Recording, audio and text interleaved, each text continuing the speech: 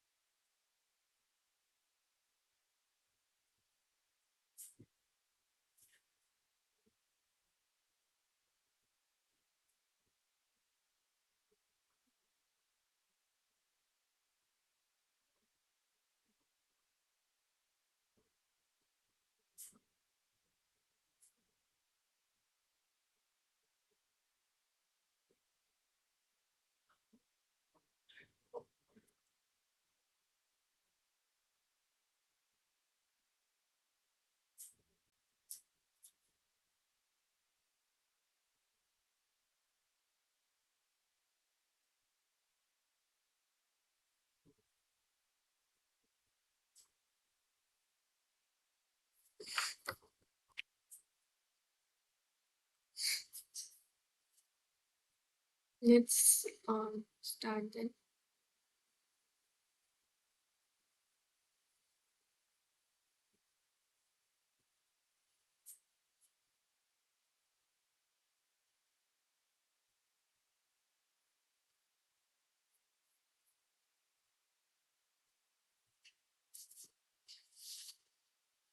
Yeah, so welcome to the ninth live session of uh,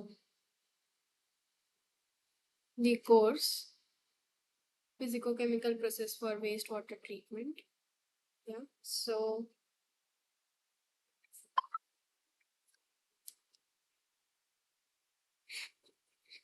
yeah, let's start with today's session. And from this session, we will be talking about one more uh, methodology or technique which is used in industries for treatment of wastewater, that is membrane based process. So what is membrane based process? Does anyone know? And like what is the idea behind it?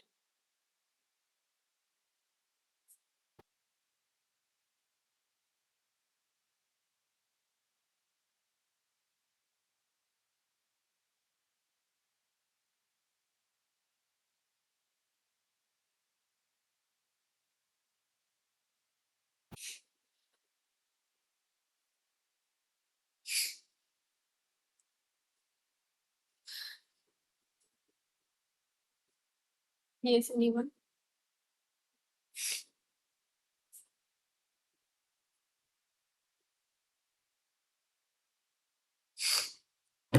Yeah, so membrane basically is just give me a moment.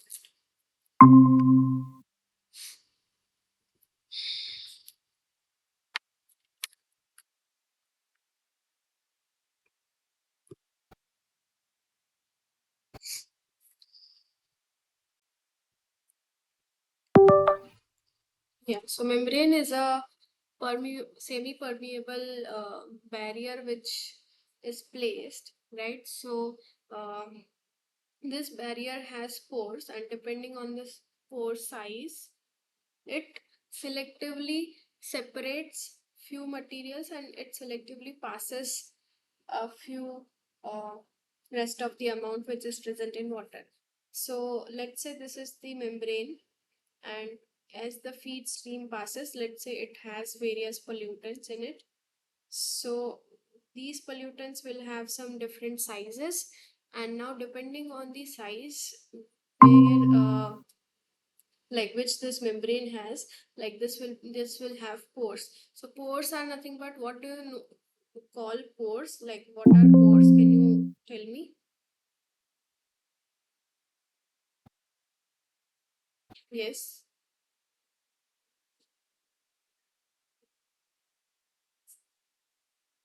Okay, so pores are nothing but void spaces on the membrane structure, right? So these pores, since they are like the material is not present, they are in very small size range, which is maybe nanometer or few microns, right? So they allow only the pores, allow only the molecules or substances which are smaller than the opening, right? So basically membrane will obstruct the path of the water flow, and water has various pollutants. It can be suspended solids, it can be some colloidal particles, right? It can be some biological contaminant like microorganism, right? It can be some chemical pollutants like heavy metals, organics like dyes, pharmaceuticals,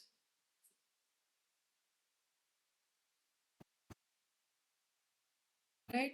So all these have different size. Also there could be some protein, virus, etc. So feed stream is nothing but your wastewater stream, and when it passes like over a membrane, then you need to apply pressure across that module, right? And when you apply pressure, you are forcing uh, the material that could pass through the membrane to pass, right? So whatever has passed and is collected is known as the product stream or permeate, which is pure water here in our case. So the membrane pore size, it depends on what you want to separate, and you will select the membrane based on that, right?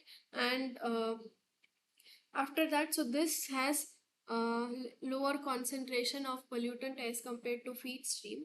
And here, since membrane is just a physical barrier, it is not converting the pollutant from one form to other another, or neither it is chemically interacting or reacting. So like even if the reaction is there, it is very less.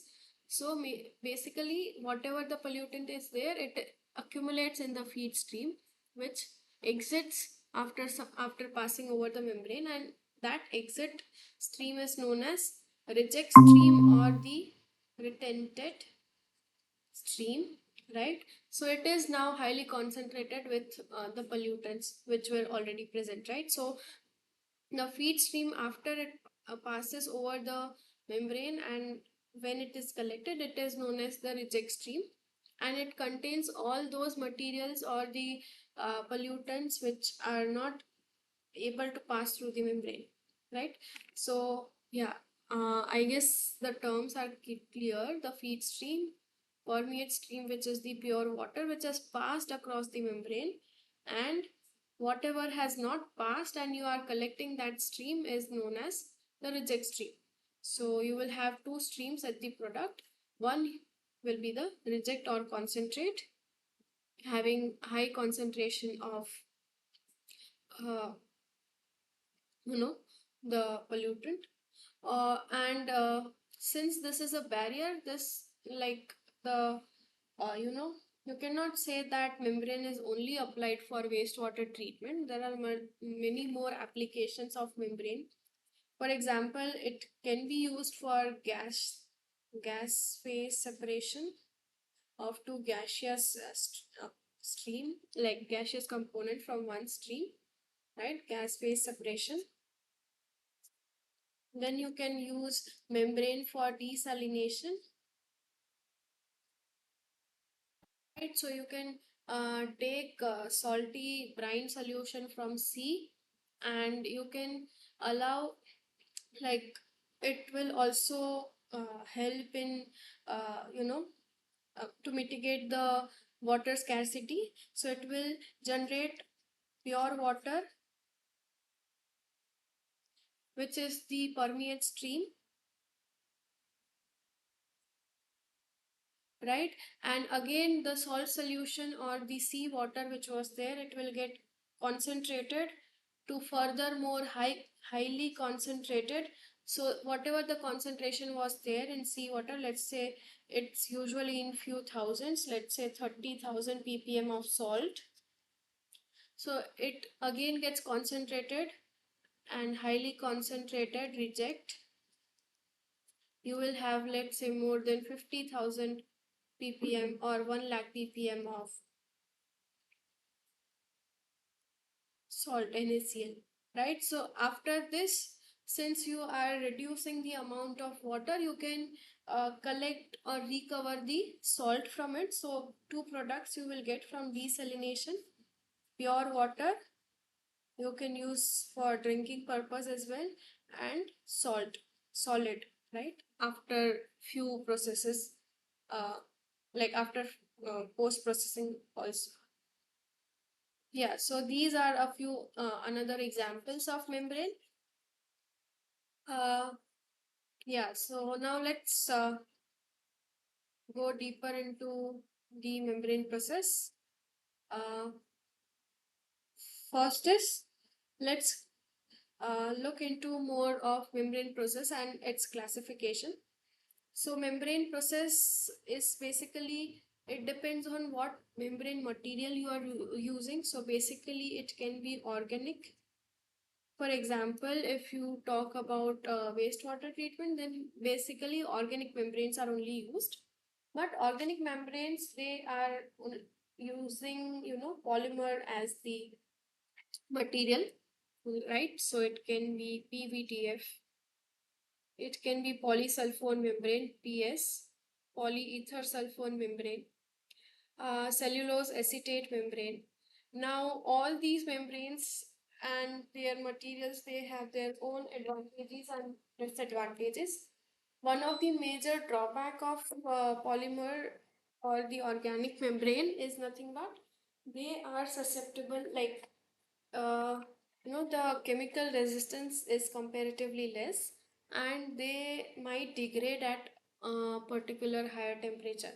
Like they might not be able to serve at higher temperatures, and their strength is also weak because they are polymers. So out of all these polymers as well, cellulose acetate being derived from naturally available cellulose, so it is a sort of, you can say, biodegradable membrane. So further, cellulose acetate has the least thermal and chemical stability out of all these. Then the driving force for the separation process. This driving force could be, uh, you know, pressure difference,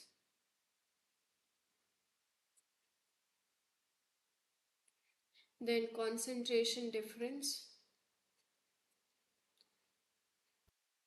Then you can have another type of membranes as well, but majorly you will uh, uh, or you can even have voltage difference for some cases. So majorly these two, or primary is the pressure based separation taking place. Next is separation mechanism and size of separation achieved. So separation mechanism can involve multiple, right? So it later we will talk about uh, the mechanisms behind separation, right? And if we talk about membrane particularly, then it can be further classified depending on the pore size, as we mentioned that it can have variable pore size. So based on pore size, it is usually classified as microfiltration when you have micron sized pore range, ultrafiltration, nanofiltration, and the reverse osmosis. And as you go from microfiltration to RO, the pore size reduces, right? Next is molecular weight cutoff. So depending on the molecular weight also you can classify the material and its geometry, right? So you can have different types of pore morphologies as well. So if you classify membrane, then it could be symmetric membranes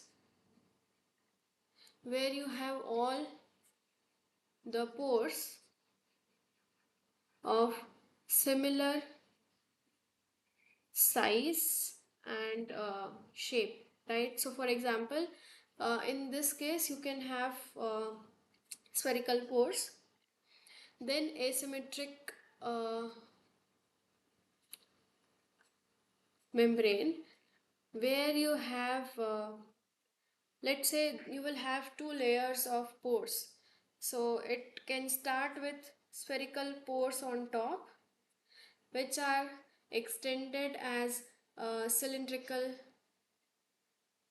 pores, or finger like pores when you go deeper across the depth of membrane. I can show you how it looks.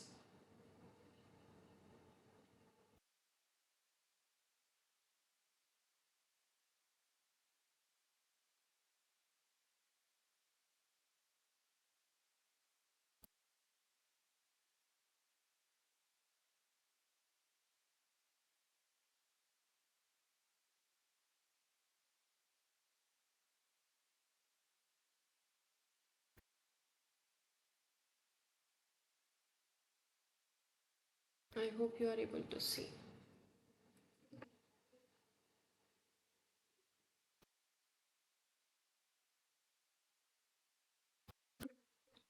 Wait for a minute, it's loading.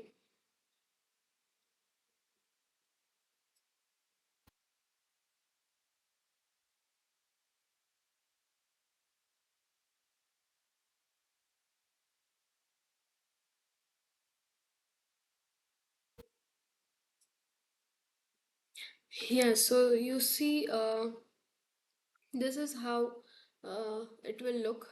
So this you can say it will be the surface one, and as you go deeper across the depth, the it these pores are extended as cylindrical or finger like. So this image is not clear actually.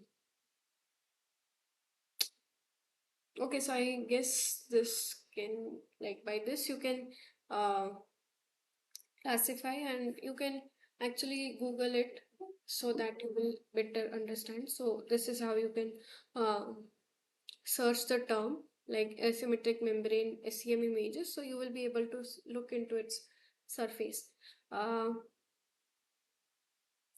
yeah. So or it further membrane can be chosen or classified for different target material as well, or different application. For example, if you are choosing if you want to apply a membrane where you have to serve for very high temperatures, let's say 200 degrees Celsius, So in that case you need to use inorganic membranes, where you see the material is inorganic, or you can say ceramic membranes. And alumina is an example of a ceramic membrane. uh, yeah, next is the classification of membrane based on pore size, and you see, or depending on the application. So membrane, all these type of membranes, they work on how do they work. So basically you choose a membrane, and you need to force it, right? The force the pressure force the water to pass through the pores, right? So in that case, how will you force the water? You need to apply some pressure. So as the water stream passes, you are applying some external pressure, as so that the water and few molecules which are smaller than the pore size, they will pass, and the one which you want to remove, they will be retained in the reject stream. So for that you need to apply more and more pressure, right? So as you decrease the pore size, since the pore size are reducing, you need to apply more energy for the water to pass, right? Because the pore size is reducing, and smaller the space is available for anything to pass, it will require more amount of pressure or energy, uh, you know to pass through the pores. So from microfiltration to ultrafiltration, NF and RO, you can say that the pressure applied increases, right? Then you have dialysis membrane. Where have you heard any of, like, can anyone tell me where have you heard of dialysis? This is a basic real life example of where you can say, membranes are used.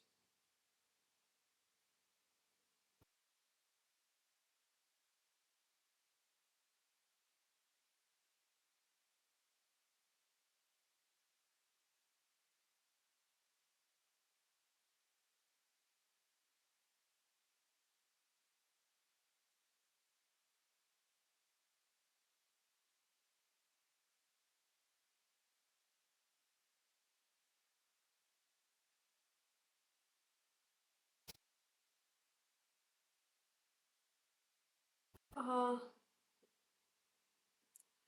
yeah, so dialysis is nothing but, it's used.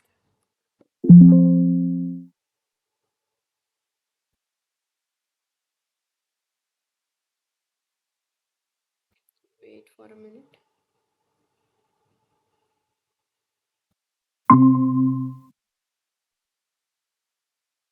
Sorry, I got locked out.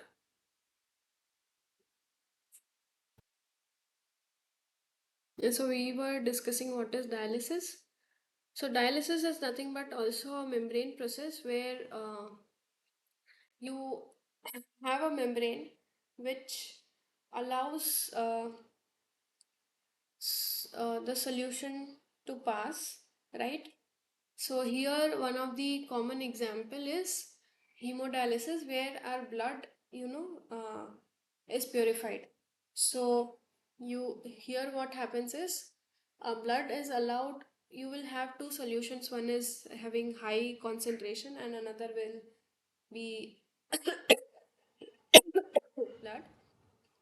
So whatever the toxins they are present, so blood will be allowed to pass across hemodialysis membrane, and the blood will be purified, because the toxins will be separated from the blood. And this is used when your kidney, which also serves to separate the toxins from your body and remove and discard from your body, it fails to function, right? So this is one of the practical example of membrane. And electrodialysis, where you apply some charge, and based on some charge difference and voltage difference, the separation happens. Next is what is the mechanism behind the separation. Let's talk about it. So mechanism for separation, one or the primary separation mechanism is straining. So as we have been discussing that pores and mainly size based separation happens. So let's say you have pores, right? So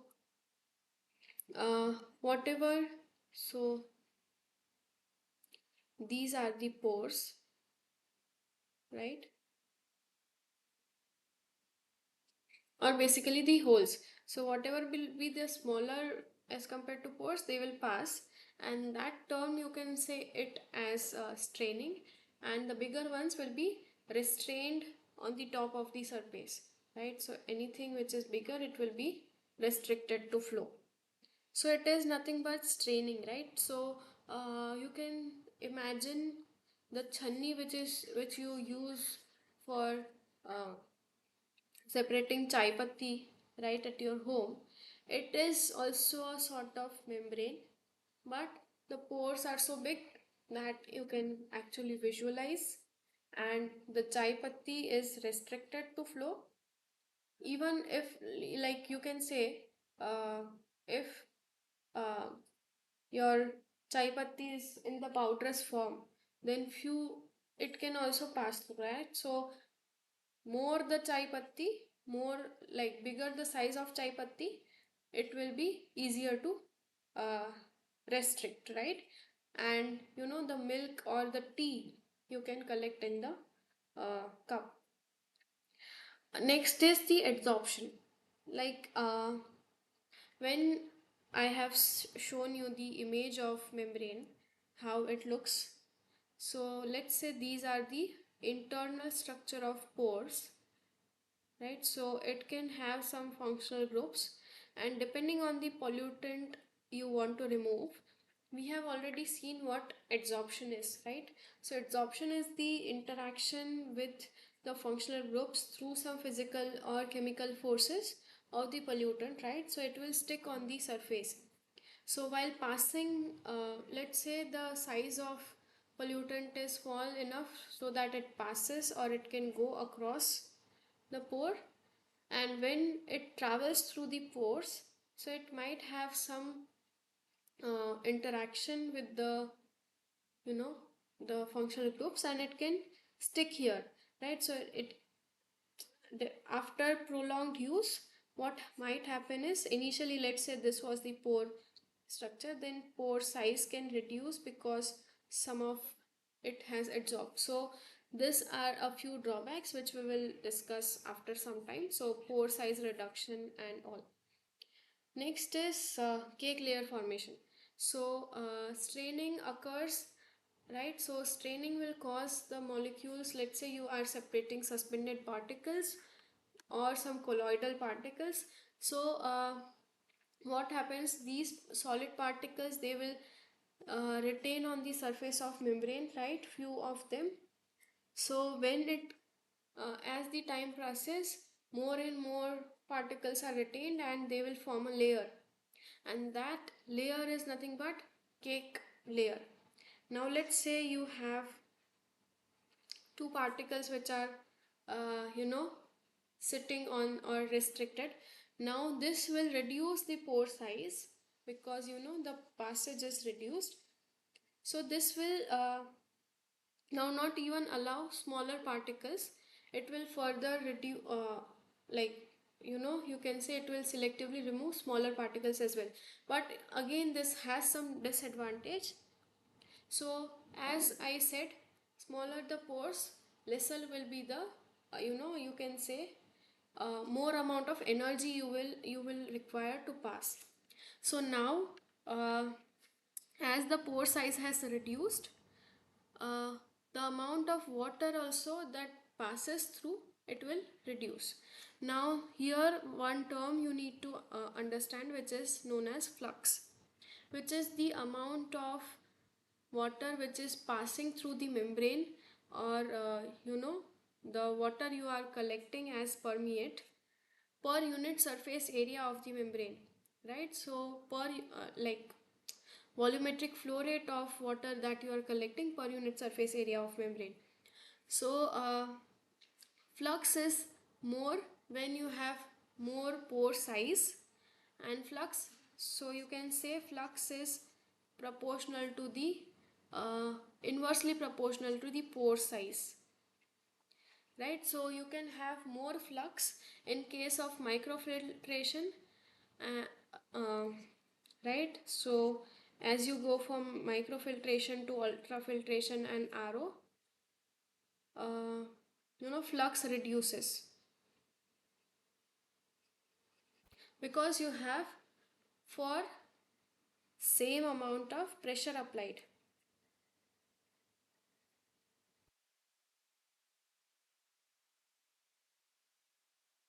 across the membrane, right? So you need to apply, as the pore size reduce, you need to apply more energy, more pressure for to increase the flux. Now as we mentioned that after some time cake layer formation also happens, so you can say that as the time progresses for any membrane, the flux reduces over the period of time. So as time progresses, flux reduces for a constant pressure, right? So here there is a terminology which is known as transmembrane pressure. So that is the amount of pressure difference, uh, you apply. Let's say this is the membrane and this is the feed stream, this is the reject stream, and whatever that has passed, this permeate stream. So the pressure difference existing between feed and permeate stream or across the membrane is known as transmembrane pressure, right? So this is transmembrane pressure. So as the time progresses, the flux will reduce for a constant transmembrane pressure, right? Because the pores are smaller because of the cake layer formation or the blockage of pore, or this blockage of pore is nothing but known as fouling of membrane, right? So we will talk more on fouling of membrane later in the coming slides. uh, so it will reduces for a constant transmembrane pressure.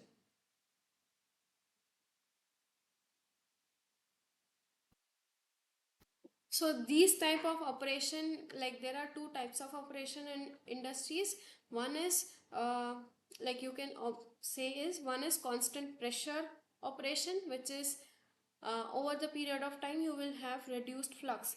Now over the period of time, if you want to maintain a constant flux, which might be the requirement in industries, then you need to increase the amount of pressure that you are applying, or you need to increase the transmembrane pressure uh, across the membrane so that you will have constant flux after some time. So this type of operation is known as constant volume or constant flux operation, where you need to increase the transmembrane pressure with time to achieve this, right? So what is the formula for flux? As we discussed, flux is nothing but flow rate per unit cross section area of membrane, and it can be related to the transmembrane pressure and the viscosity like this, where you can say it is directly proportional, like more the pressure applied, transmembrane pressure, more will be the flux, and also it inversely proportional to viscosity, and Rm is a resistance factor here. So this is how you can calculate the value of flux. Then the pores will not always be uniform. The pores may have different structures, and the flow of water across these pores also can vary, right? So let's say this Q pore is the flow rate across each pore, and it depends on the radius of pore, right? So more the radius, more will be the flow rate, right, across the pore. That is very true, and this proportion is to the power 4. So a very small variation in the pore radius, it will have great impact, as you see here, on the flow across the pore. Now this flow is not uniform, and it depends on the factor known as tortuosity. Now, can you define what is tortuosity?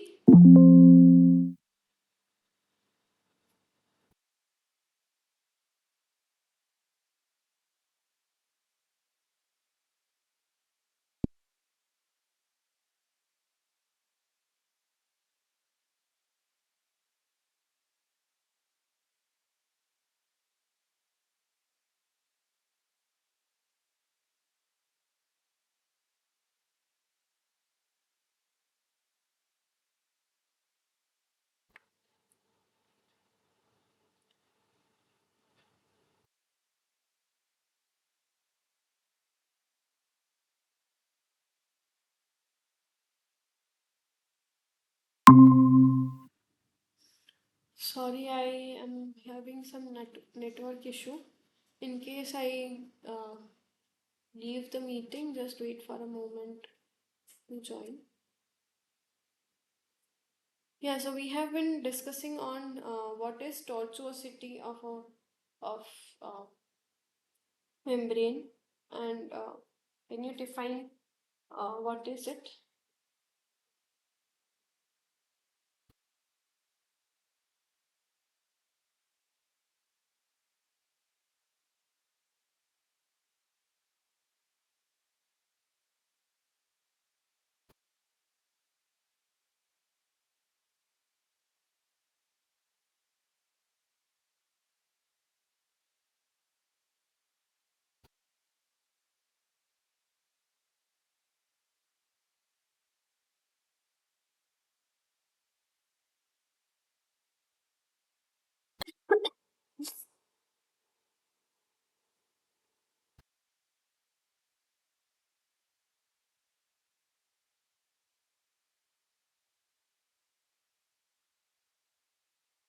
Yeah, so tortuosity is nothing but the flow across the pores will not be uniform at all, right? So you are considering what sort of non-uniformity in flow might happen, or uh, because of the irregular or non-uniform pores. So all that non-uniformity you are considering through tortuosity factor, which is tau. Here you see. So more the tortuosity, like the flow rate is inversely proportional to tortuosity. Next is there is a correlation where as we are seeing that the flux, it depends on the viscosity, through inverse relation. Now this viscosity is dependent on the temperature of operation, and a slight variation in temperature also can affect the viscosity, and you know it can affect the flux, right? So uh, as the temperature increases, viscosity will reduce, and that you can calculate uh, from this correlation, which is mu equals to like this correlation, right? So it is dependent on temperature like this, and if you have the value of temperature, you can definitely calculate the mu, and use it here so that you can calculate the flux.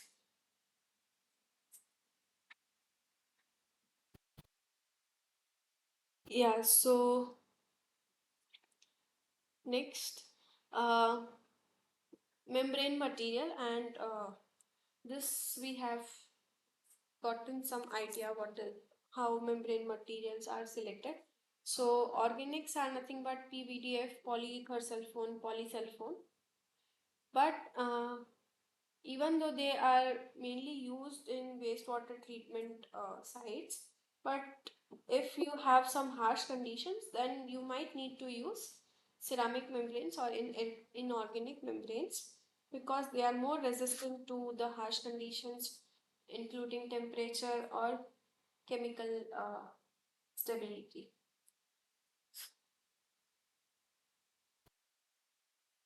So, depending on your application, mainly you will be using organic membranes, but sometimes if you have harsh conditions, you can even opt for inorganic membranes.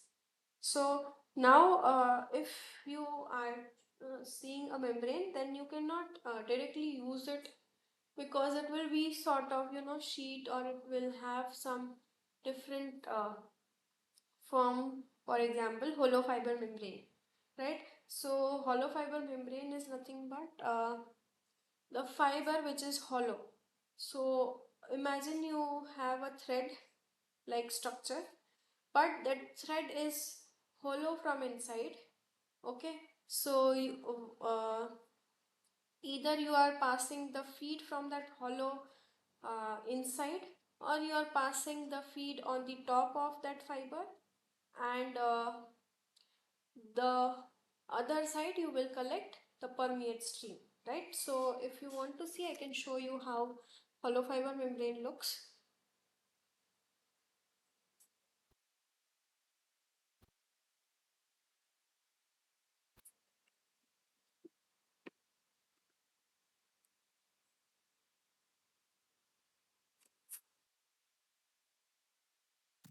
See, this looks as if yeah, see, this looks as if it is a thread, and that is why it is named as fiber. And if you want to have a closer look, yeah, see, this is the membrane, right? And since you see it is hollow from inside, let's say you are passing, there are two possibilities. If you are passing the feed from inside, permeate will be collected from the uh, like from the outer side, right? So as the feed moves in, the permeate will be collected. uh, yeah, so this is a module which in which hollow fibers, they are fixed, right? You need some material or some module so that you can fix your membrane. Now that substance which you are using to fix the membrane is nothing but known as the module of membrane, and there are multiple modules available. Now this is hollow fiber module, right, to fit all the hollow fibers. Uh, and if you want a closer look of membrane, then this is the hollow fiber membrane, where you have some inner hollow structure, some outer surface, and this is the porous membrane layer. You see some non-uniform pore distribution, this finger-like and the lesser fingers and spherical pores towards the outer end. So this is how the hollow fiber membrane will look. Now there are another modules as well for membranes because it can be of two types. One is flat sheet, another is hollow fiber that I have shown. So flat sheet is nothing but a sort of sheet or paper. It will look like a paper only to you. Depending on your, just a moment. So yeah, depending on your uh, membrane type, you will be selecting the module, right? So you can have tubular module, you can have spiral wound module, hollow fiber, or flat, as if like you are just putting flat membrane. So tubular membrane, let me show you.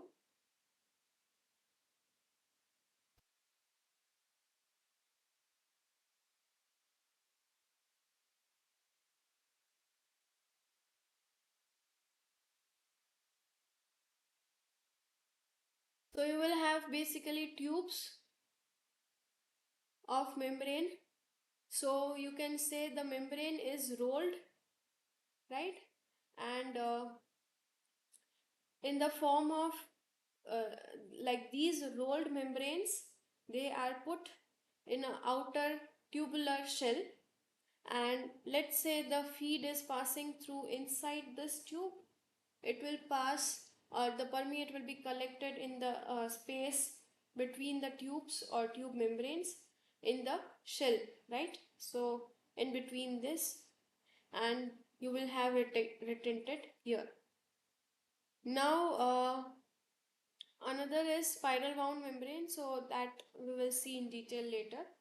Hollow fiber membrane I have already shown, and out of all these modules, spiral wound is the most common one. Now, as we have been discussing that the flux depends on the pore size. Now hollow fiber membrane, you see they have very small opening, right? So hollow fiber, you can imagine how thin was that fiber, right? So you will have very less flux, but since the dimensions are very small, you will have, you know uh, you will have high surface area, so the efficiency will be very high.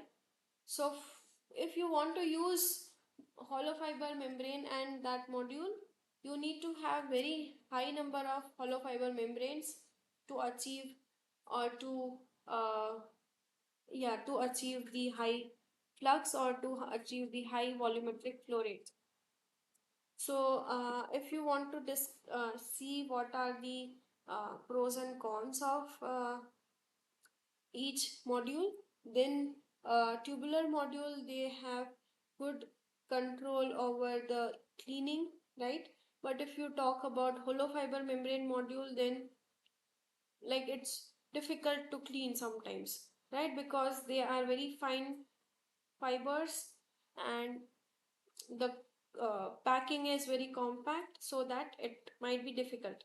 And if you talk about the efficiency, then it's very good in terms of spiral wound, right? And even the packing density is very good. So spiral wound is nothing but, if you would have seen uh, a module of membrane in your house, the RO module, then you will see a, you know tube which has some membrane rolled over it, right? So membrane is basically rolled over a tube, and through that rolling, the water will pass. Now let's talk about membrane fouling. So membrane fouling is nothing but the loss of flux over the period of time, and it can be classified as reversible and irreversible fouling. Now and Now this classification is dependent on whether you are able to reverse that fouling or not, right? For example, few of the fouling, let's say some suspended particles have uh, you know deposited over the membrane surface, and you want to remove that. So that suspended particles can be removed by having backwash, right? So if you flow water in a back or reverse direction, all these suspended particles which have formed a layer, that can be removed. Now few are irreversible, right? So that once they have deposited, you cannot reverse it. So that will always be there if you keep on using the membrane. Now another type of fouling that you can characterize is uh, fouling or scaling. Now that scaling is nothing but the deposition of salts or some hardness. So scaling, you can say, if a lot of uh, calcium ions, magnesium ions, they are present, they can deposit and cause scaling on the membrane surface. Next is biological fouling. So let's say you have microorganisms present in your wastewater, and your membrane is not is not good enough to like even if it is good enough to separate these bacteria or microorganisms, but out of all these bacteria, they have tendency to sit on the membrane surface, and since they are all living organisms, they multiply and they form a biofilm, right? So that biofilm can further reduce the flux. That is also a category or type of fouling, and it is a sort of biological fouling. So do you have any doubts so far? Is it clear? Yes, ma'am. Yes, ma'am. Uh, yeah, so uh, if you want to model, or if you want to have some idea on what will be the flux over the period of time, or how the flux uh,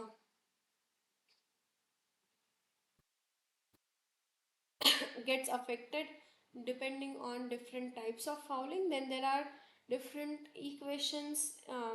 You can have a look more into the classes, and it depends, like there are, when you are deriving some equations, so you cannot uh, actually create practical scenario. The practical scenario is far different from the equation you are deriving, but you will be assuming a few things before you derive any equation. So when you are using that equation, you will just get some idea of what might be happening in the real scenario. But when you are dealing with equation, there are some compromises you have always made by putting the assumptions, right? So first model that kind that has been derived is resistance in series. Now the resistance could be because of the cake layer formation or the scaling or some adsorption that would have taken place, right? So all those resistance, they are added, so you have this flux equation, and flux is proportional to 1 by r, right? So more the resistance, lesser will be the flux, right? So one flux, there is always a term which is Rm, right? But if you have more resistance, then you can always add the resistances in series, so this resistance can be added. So Rm, let's say the fouling has happened because of cake layer formation, so that resistance is Rc. So this is the overall resistance which has occurred after uh, you know the cake layer formation. So there will be an increase in the resistance, and the flux, since it is inversely proportional, so you can say it is proportional to 1 by Rm plus Rc. So you can directly add the resistance, right? So that is nothing but resistance in series model. Then is next is change in flux as a function of time. So there are various correlations depending on the polymeric, and you have various polymeric orders, and depending on that, you can actually select, or you can fit different models, and you can see how it changes. Next is mechanistic model, where depending on the type of uh, fouling or flux reduction due to fouling which you might assume.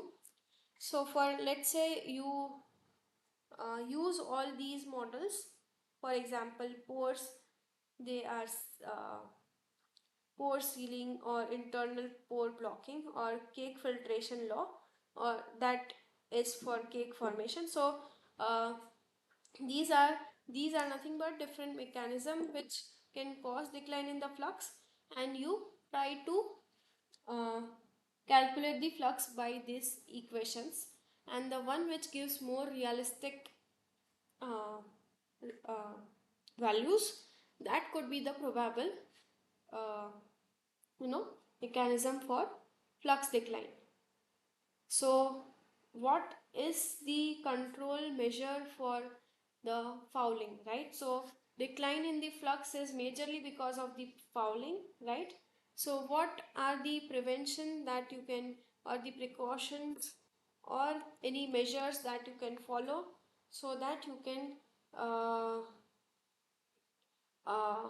control the fouling?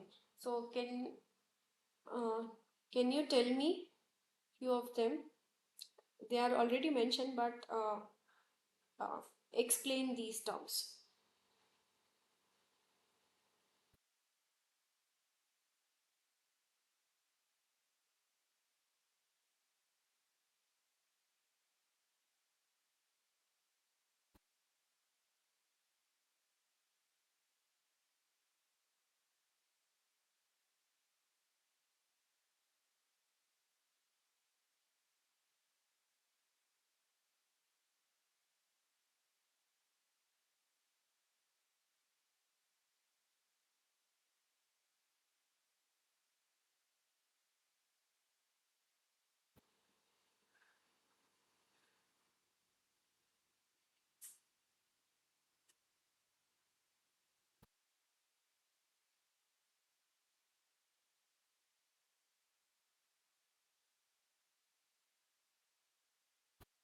Yeah, so fouling you can control.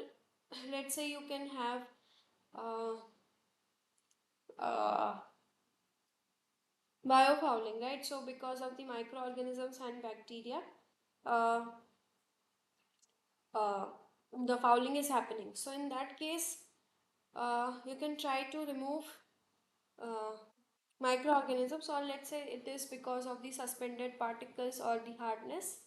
So, similar you can provide the pre-treatment to the feed water so that the major cause of fouling is reduced. Now, again, if you want to reduce biofouling, then nowadays there are membranes which are modified so that the surface, it does not allow the bacteria to form film, right? So this bacterial film, it uh, so bacteria is not getting actually the surface to grow. Either it will kill the bacteria, or it repels the bacteria so that it does not sit and form the film, right? So that is also a kind of measure to control the fouling, right? Next is membrane backwash. For example, if you have fouling because of the colloidal particles which are sitting, or suspended particles sitting on membrane, then you can provide backwash, so that this you can provide simply with water, right? Or in case you have some chemicals sticking on it, then you can provide chemical cleaning through chemical backwash, where the chemicals, it can be you know some dilute acid, some alkaline solution. For example, if you want to, like, if biofouling has happened, uh, then you can have, for example, alkaline bleach solution or dilute bleach, which kills the bacteria. And similar measures you can have so that you can uh, clean the membrane and reuse it. But obviously, this all treatment will result into the removal of only the irreversible fouling. Whatever damage has happened through irreversible fouling, that will always be there. So over the period of time, the flux will reduce, or you need to increase the amount of pressure applied. And there will be a time where you need to replace the membrane, and the one which you had already used, you need to eventually discard it. So next is numerical, which is obviously from the class only. So here you need to calculate the flow velocity to be maintained in the tube in order to prevent the formation of gel layer, right? So there are a few data points which is given. So the pollutant having one weight percent is passed through the tubular UF membrane module, and the module diameter is 2 centimeter inner diameter, and its length is 200 centimeter long at temperature, right? So temperature affects the viscosity, that is why the temperature is given.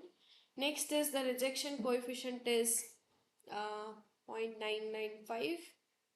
Pressure difference applied is 2 bars, and diffusivity is given, then viscosity is given, gel point concentration is given, and even you are given uh, the concentration at membrane surface at gelation point, and the membrane permeability is also given to you, right? So there is a model which is given to you. Now this model you need to use, which is nothing but limiting flux model. JW is dependent on mass transfer coefficient and the gelation concentration, permeate concentration, and the bulk or feed concentration. Now these concentrations are already given to you, so you just put up all the concentrations to calculate this factor. Now if you solve this, you basically you will be calculating JW, right? So let's put up all the values and you calculate the factor JW by Kc, right, which is equals to 2.4. I'm not going much in detail, but overall, right? So yeah.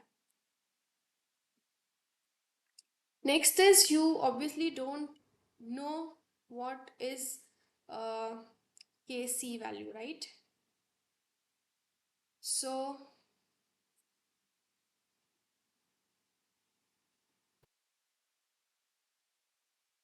yeah, Kc is nothing but mass transfer coefficient.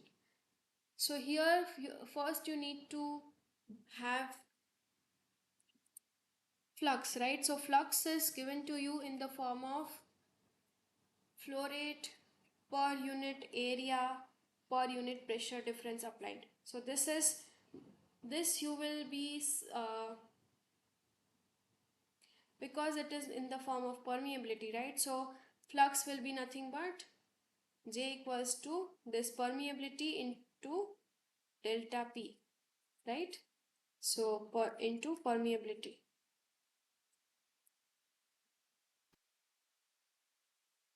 right? So what is the amount of pressure that you have applied? So this is the applied pressure difference, but uh, actually there will be some osmotic pressure as well that will be existing. So that can be calculated by delta CRT, right? And when you subtract actual difference minus the osmotic pressure, that will be the active or the net pressure uh, uh, exerted or acting up across the membrane, which is 25.44 psi, right? So uh, now when you want to calculate the flux, you multiply permeability with the uh, pressure. Now ensure that the pressure unit is psi, because the flux is having pressure unit of psi. Otherwise you need to have some conversion from psi to bar or so, if some another unit is given to you, right? So this is the flux which you will be calculating, and by putting up the value you will get the, like in this equation you will get Kc value. Now you need to calculate the velocity, right? So for that you will be using some mass transfer terminologies, which is Sherwood number and Schmidt number, which relates the mass transfer coefficient, the diameter, the viscosity, right, with the Reynolds number. And Reynolds number is eventually it will give you the velocity, right? So Schmidt number is nothing but viscosity per unit density and you know, the diameter, sorry, the diffusivity. And Sherwood number is mass transfer coefficient into diameter per unit diffusivity. Now this is related to, like this, Sherwood number and Schmidt number, they are related to Reynolds number like this. And when you put up, after calculating the Reynolds number, put up the values of diameter, uh, density, viscosity, which are already known, to calculate the velocity across that module, right, that you need to maintain to avoid gelation. Okay. Okay, so now we will be talking about the reverse osmosis. Reverse osmosis is nothing but, as the name suggests, it's the process opposite to osmosis. And what is osmosis? Can you tell me what is osmosis?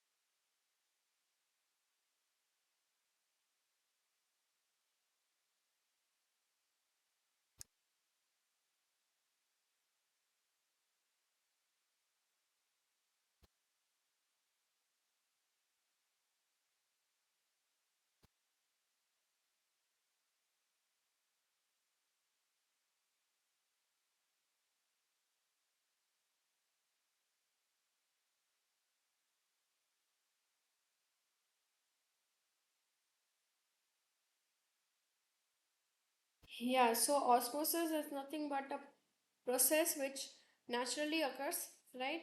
So, and it occurs because of the concentration gradient.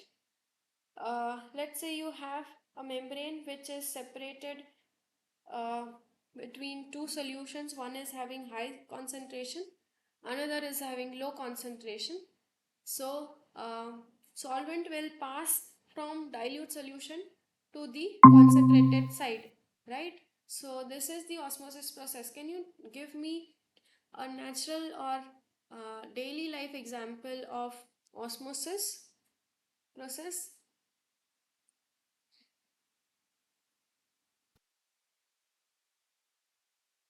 So osmosis process, the live example of it will be, if you soak raisins, right, in water.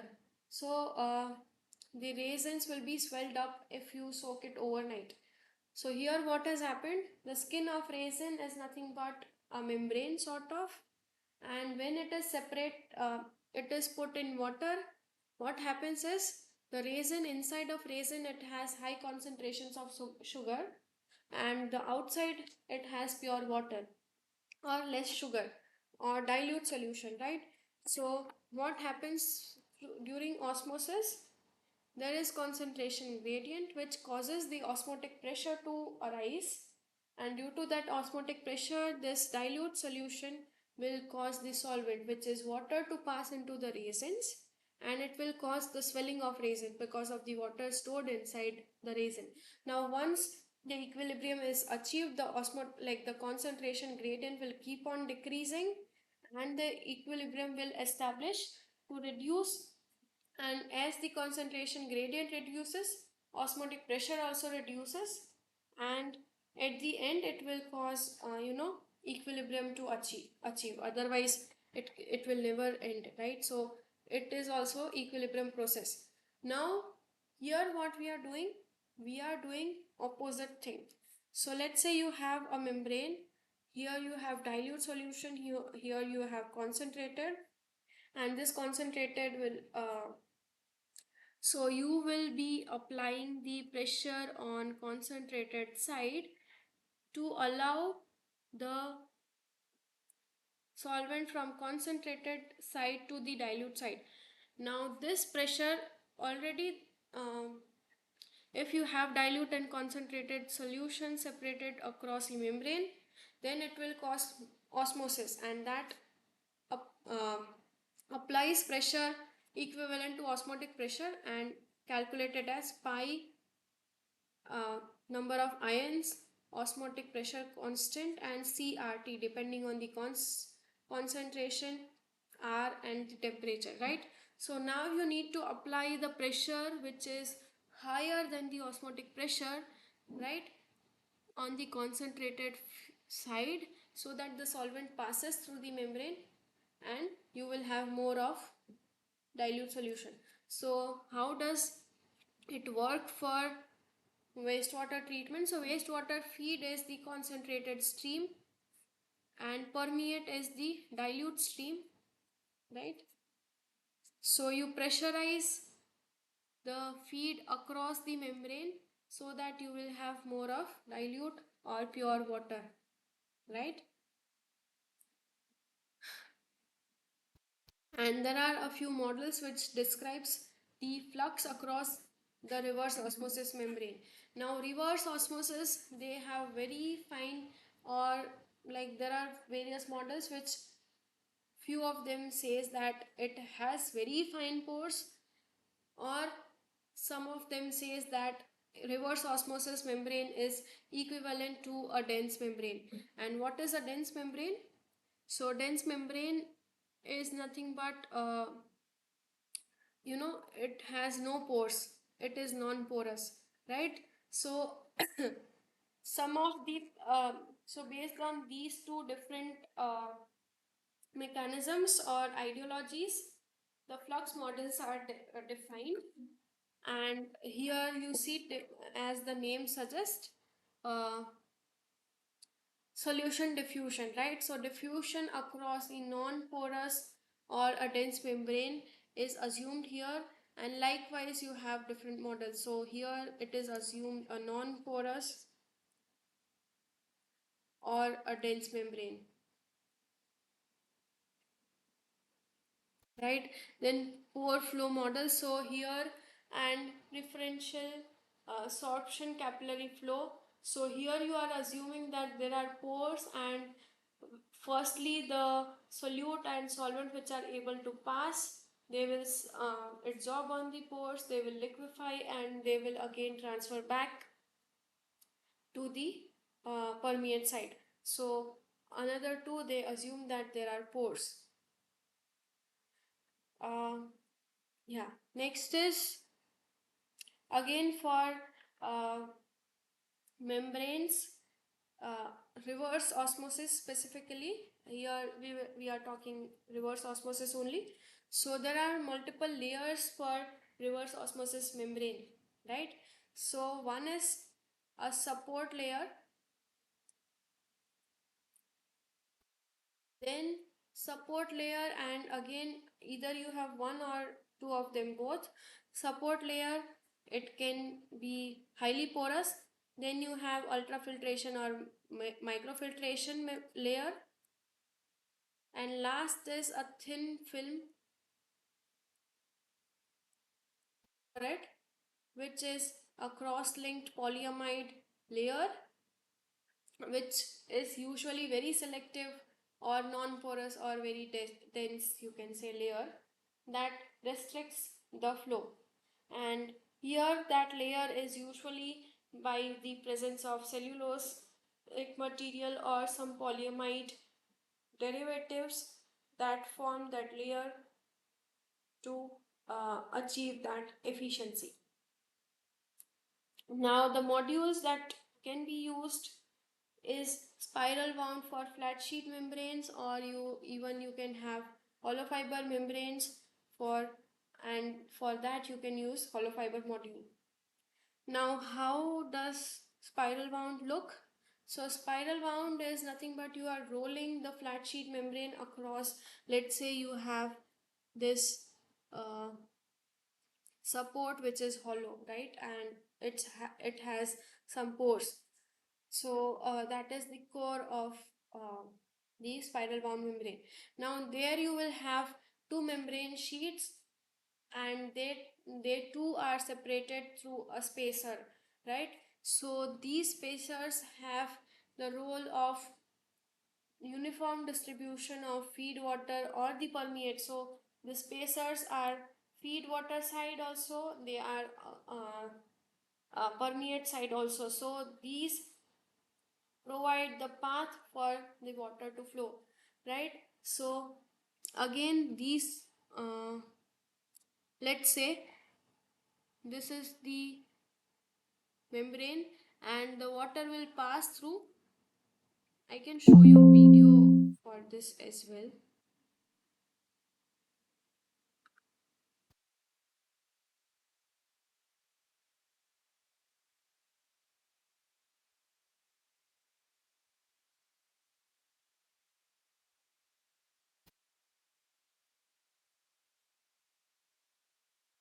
This one.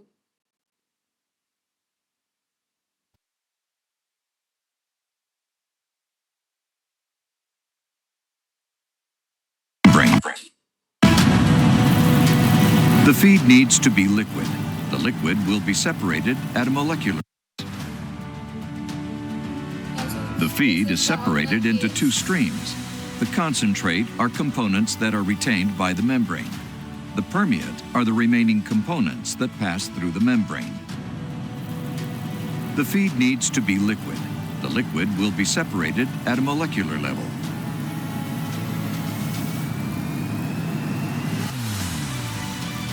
In cross-flow filtration, the feed flows across the membrane element. Feed spacers distribute the feed across the membrane leaves. The feed spacers help to promote turbulence to keep each membrane leaf from fouling, and in this way ensure high performance. The size of the membrane pores determine which molecules are retained by the membrane and which are passing through. In other words, the size of the pores determines the product to be made. The concentrate with the bigger molecules flows on the membrane surface. The part of the feed that passes through the membrane surface is now called the permeate. Basically, you will have two side-by-side membranes, and you will have like two membranes, then permeate stream, again two membranes, right? So likewise, there will be arrangement in the spiral wound module. Yeah. So again, this was about spiral wound module. And if you want to determine the RO membrane performance, then there are various factors, which is like this can apply for all also. Flow rate, what is the flow rate and are you able to maintain the flux? The amount of salt rejection or the recovery rate. Recovery is nothing but how much amount of permeate water you are able to recover, right? Then the differential pressure that you are uh, or that you can say the pressure drop, because uh, since the flow is resisted across the membrane, you can say there will be a loss in the energy or loss in the pressure, which is not, which is obviously happening. And last is the transmembrane pressure, or the amount of pressure that you are applying on the feed side. Like the transmembrane pressure is the difference between feed and the permeate side pressure, so that also defines the RO membrane performance. So here if you look into the actual values, you need to have almost 150 or hundreds of bars of pressure to have proper RO membrane performance, right? So that much amount of energy you need to supply to the water so that it passes across the membrane. Is it clear so far? Then we should move to the assignment.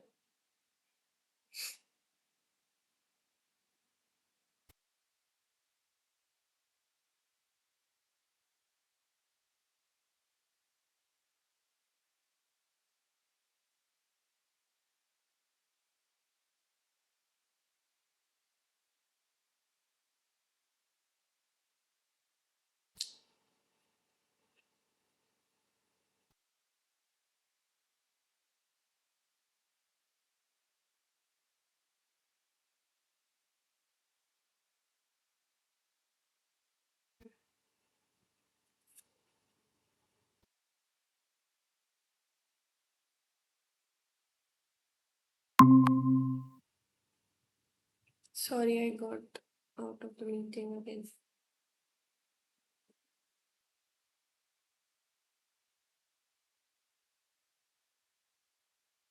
So let's start with the assignment. First question is, the liquid that passes through the semi-permeable membrane is known as dash. So that is nothing but permeate, right? Permeate stream. Second question is, what is the operating pore size for ultrafiltration membrane? So that pore size range it can work for is 2 to 50 nanometers. Third question is, the membrane processes is a dash driven process. So it is usually a pressure driven process, right? And why? Because you need to apply pressure for water to pass through, right? So otherwise it will not happen. What is the pore size for microfiltration process? It's usually greater than 50 nanometers. Next is, what is the unit of volumetric water flux through the membrane? So volumetric water flux is nothing but J, which is flow rate per unit area, right? So now if you put up the values of unit for all, so volumetric flow rate has unit of, let's say, meter cube per hour per unit surface area, which is meter square, right? So if meter square will cancel meter cube, so it will be meters per hour, right?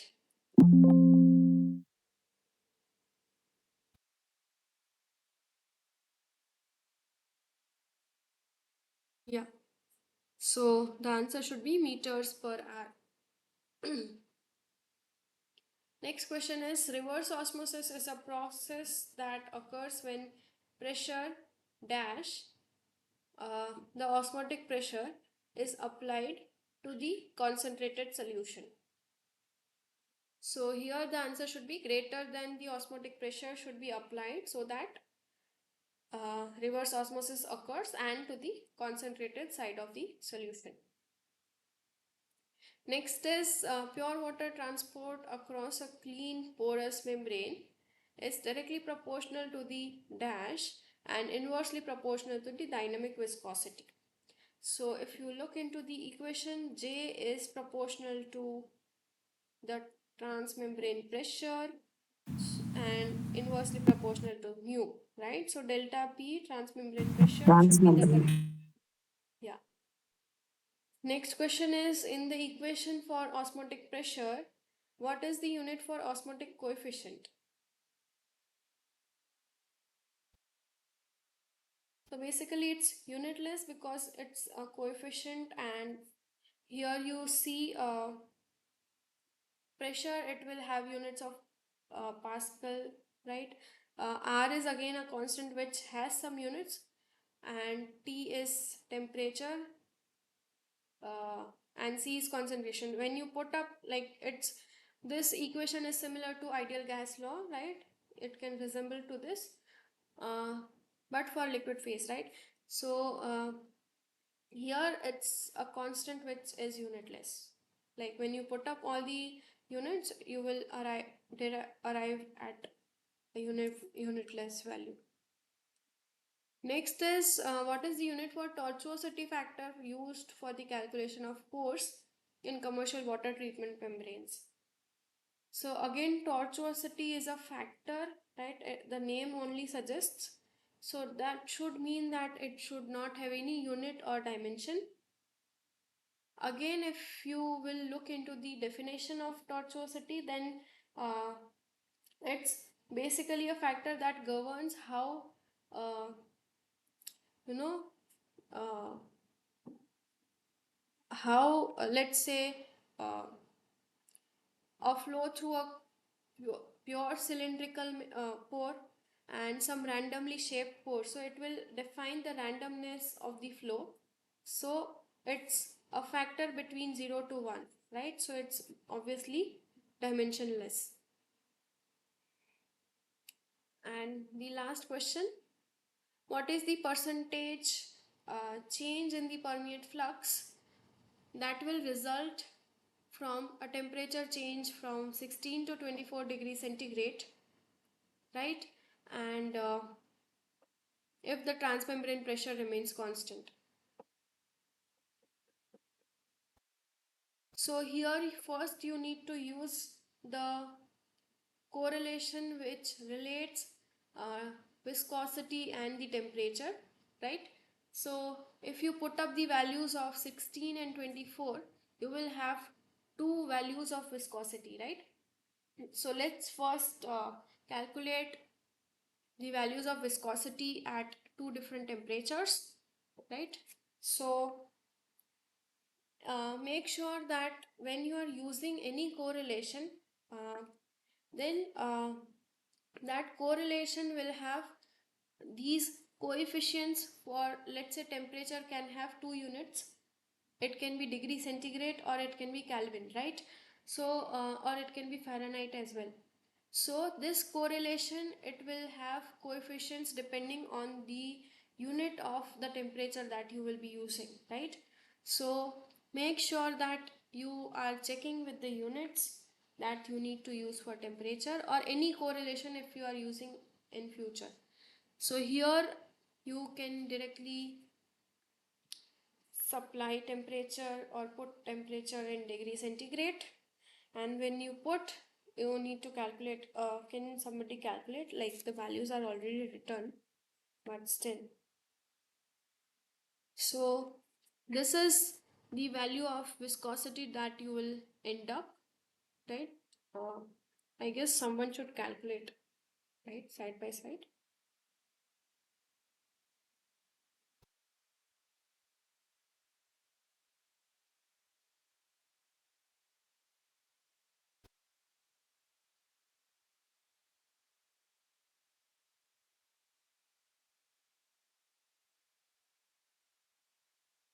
Yeah, so I guess you should end up with these values for viscosity at two different temperatures, right? And as you see, as the temperature increases, the value of viscosity, it's reducing, right? So it is easier to flow, right? How, why? Flux is inversely proportional to viscosity. More the viscosity, more will be the like it will adhere to the surface and it will resist the flow, right? So lesser the viscosity, more will be the flow. Now, if you look into the flux formula, flux is inversely proportional to the viscosity. And here it is mentioned that all the other factors, including transmembrane pressure, it remains constant. So when you have only one parameter changing and you know the relation, you know the proportionality factor, then you can directly use. So you can say that J1 is proportional to 1 by mu 1 and J2 is proportional to 1 by mu 2. Let's say 1 is 16, 2 is 24. So now when you will remove the proportionality, you will have delta P and Rm that are already constant. So basically it will depend only on this mu, right? So now you can actually divide this directly. So when you divide flux, since they are inversely related, so this will be mu 24 by mu 16, right? Because here you will end up as equals to 1 by mu 16 by 1 by mu 24, right? So this will end up into this relation. So now when you put up the values of the viscosity, then you can say that J24 is equals to 1.243 times J16, right? So as the viscosity has reduced, the flux has increased. And let's say if J16 is 100% or 1 as a factor of 1, then what will be the percentage change?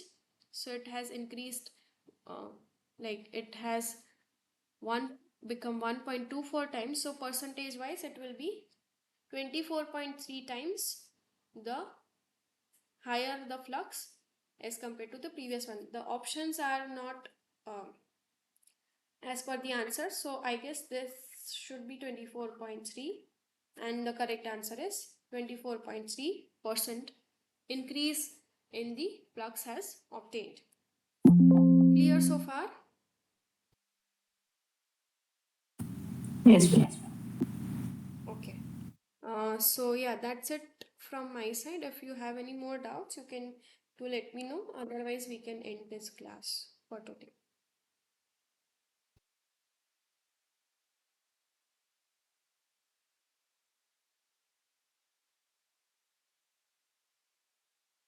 Okay, if you don't have any more doubts, then I will end this class. Thank you, everyone. Thank you for joining. We will meet next week.